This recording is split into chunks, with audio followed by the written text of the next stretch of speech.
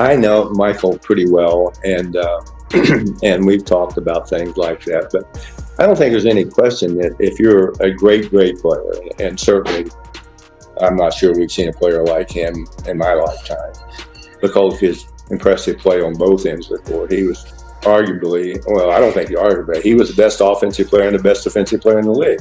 We haven't seen that before. And but the competitive nature of Michael was just unique. And if there's someone that was sort of a challenge to him in terms of, talking about the best player in the league,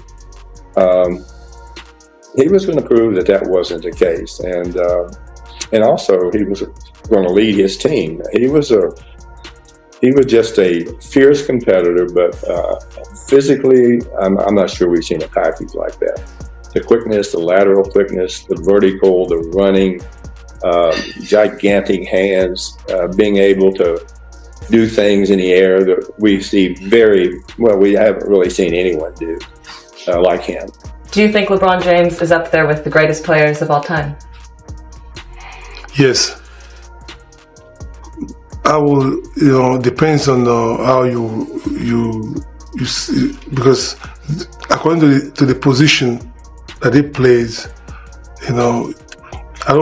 when people start comparing him with Jordan, then that's not a fair comparison, because Jordan is far more superior player and a very, very tough league, and very, very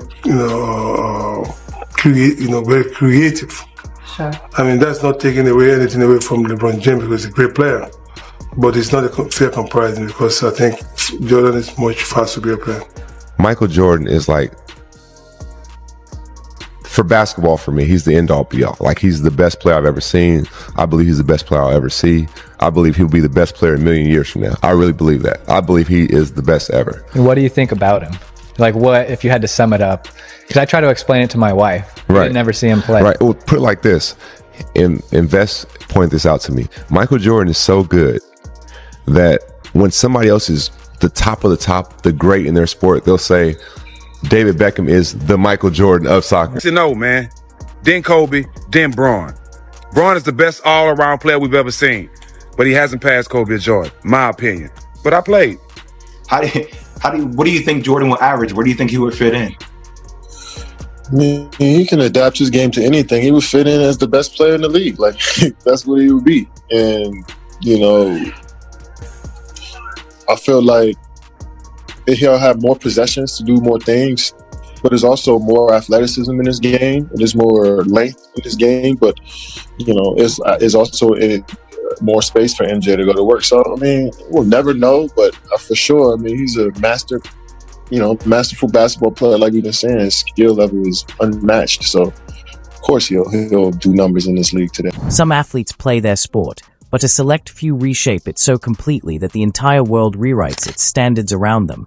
And Michael Jordan was that once-in-a-lifetime force who didn't just master basketball, he rewired the very meaning of competition. Think about it. When people call Beckham the Michael Jordan of soccer or Tiger Woods the Michael Jordan of golf, it's not an easy comparison.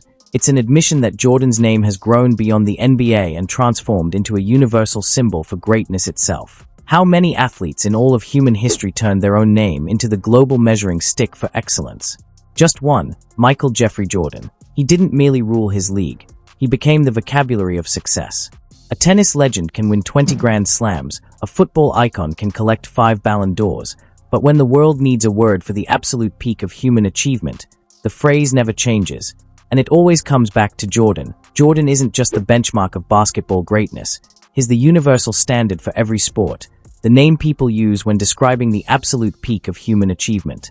No one says Jordan is the LeBron James of anything, because Jordan is the root, the origin point, the summit itself. LeBron may stretch his career across decades, pile up records, and dominate stat sheets, but is still measured against the standard, not defining it. That's the difference. You'll hear athletes called the Michael Jordan of soccer, golf, tennis, or any other field, because his legacy rose beyond basketball and became the language of excellence. He's the Everest of sports, the peak every generation has to look up to, from Kobe to LeBron to Steph. The climb toward greatness has always started by looking up at number 23, because Jordan's legend wasn't built on stats or highlight reels alone.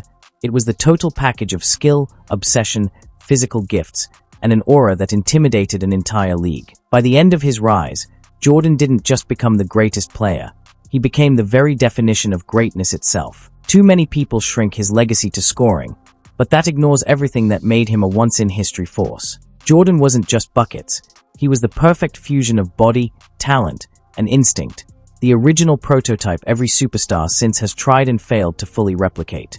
At 6 feet 6 inches with a wingspan stretching beyond his height and hands so massive he could palm a basketball like it was nothing, he turned basic movement into deception and control, faking passes with ease, shifting angles mid-air, and releasing shots long after defenders believed gravity had dragged him down.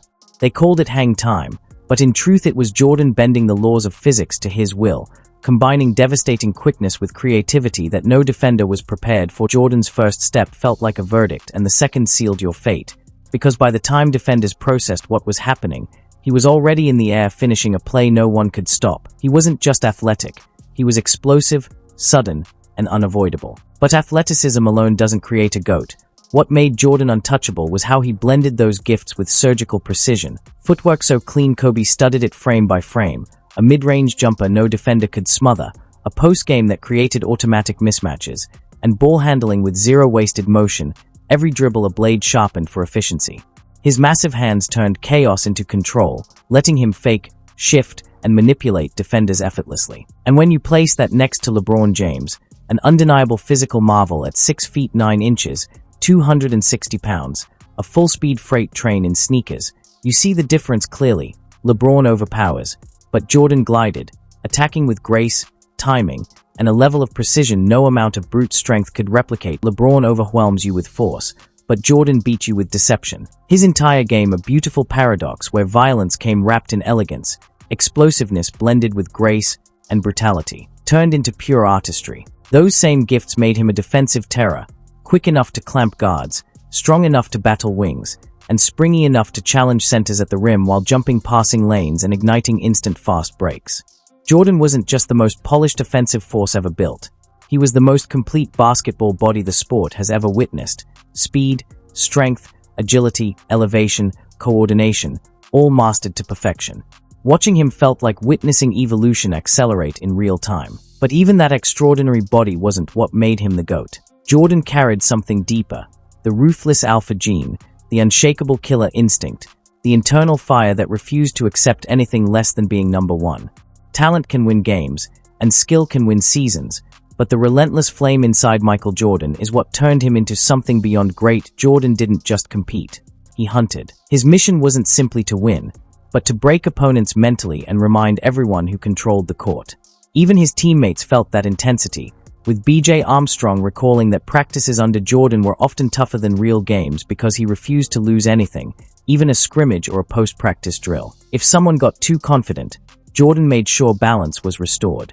Reggie Miller learned that lesson early. After trash-talking Jordan as a rookie, he watched MJ drop 40+ and never tested him again. Gary Payton, one of the league's greatest defenders, admitted that slowing Jordan was temporary because once MJ adapted, the battle was already lost. This wasn't normal competitiveness, it was pure predator mentality. Meanwhile, LeBron had to grow into leadership, leaving Cleveland for Miami to learn the art of being an alpha under Pat Riley and Dwayne Wade. Jordan never needed a lesson in leadership. It was in his DNA from the moment he drilled the game-winning shot for North Carolina in the 1982 championship as a freshman. When he entered the NBA, he didn't search for guidance. He naturally took command. His leadership wasn't gentle or diplomatic. It was sharp, demanding, and built on unrelenting standards. Some players crumbled under that pressure, but those who pushed back, like Steve Kerr, earned a place in his inner circle and rose with him. That intensity lifted entire teams and created a culture where winning wasn't a goal, it was an expectation. That's why 6 championships weren't moments of luck. They were the predictable result of a dynasty fueled by his hunger. And all of this happened in an era defined by physical punishment, not protective whistles. The 80s and 90s were built on hard hits, bruising defense, and survival in the paint. The Detroit Pistons even crafted the infamous Jordan rules, a strategy designed to stop him with raw force, clotheslines, body checks, and brutal mid-air hits, from Bill Laimbeer to Rick Mahorn to Dennis Rodman, turning every drive to the rim into a battlefield. Most players collapsed under that kind of punishment, But Jordan responded in the opposite way. He bulked up, trained with a fury, and returned even more dangerous. Every hit became motivation, and by the early 90s, the physical abuse didn't slow him down. It forged a stronger, sharper version of him. Eventually, the same Detroit Pistons who tried to break him were the ones he pushed off the NBA throne, marking the official end of the bad boys era. But conquering Detroit was only one step. Jordan's path to the top ran straight through basketball royalty. Larry Bird's powerhouse Celtics loaded with Hall of Famers, the Showtime Lakers led by Magic Johnson and Kareem Abdul-Jabbar, and tough defensive squads like the Knicks, Pacers, and Cavaliers. His dominance didn't happen in isolation. He rose by beating the best, surviving the most physical era, and outlasting dynasties built to stop him. He dominated during the roughest stretch basketball has ever known, an era of hand-checking, jersey pulls, and forearm shoves where driving into the paint felt more like walking into an ambush, yet Jordan still found a way to rise above the chaos. Compare that to LeBron James' era, where much of his prime came in what many called a weakened Eastern Conference, with playoff paths often running through solid teams but not true dynasties.